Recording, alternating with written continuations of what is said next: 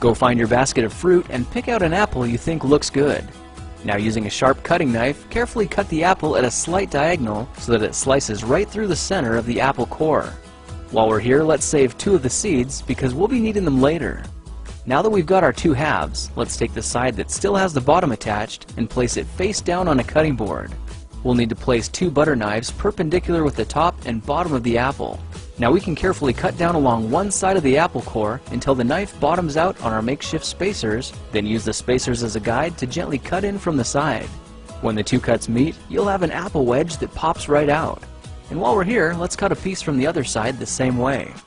Now our goal with these is to cut out 3 more L-shaped wedges about a 1/4 inch thick. And this time, rather than cutting in sideways toward your fingers, try turning the piece over so you can cut downward and meet the first cut at the bottom.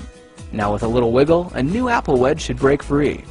If you repeat the process 2 more times, then stagger the pieces back together, the effect is a beautifully layered wing.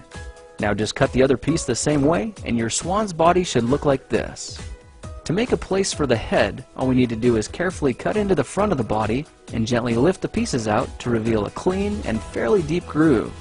At this point, we can go ahead and grab the other half of the apple and place it between the butter knives like before. But this time, we're just going to use them as spacers to cut an even slice off the bottom.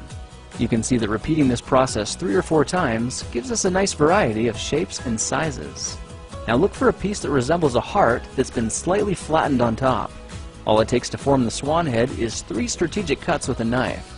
I made 1 angled cut to form the head, a horizontal cut to form the neck, and 1 slanted cut at the bottom for the base.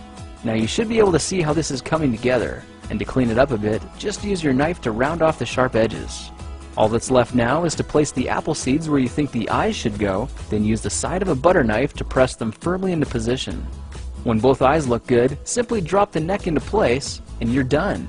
You've just created a beautiful and decorative apple swan.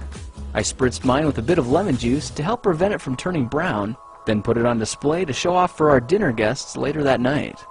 If you try using different apples, you'll get a nice contrast of colors, and every bird will look a little bit different. Well, now you know how to take any ordinary apple and turn it into a decorative and edible apple swan. If you like this project, perhaps you'll like some of my others. Check them out at thekingofrandom.com.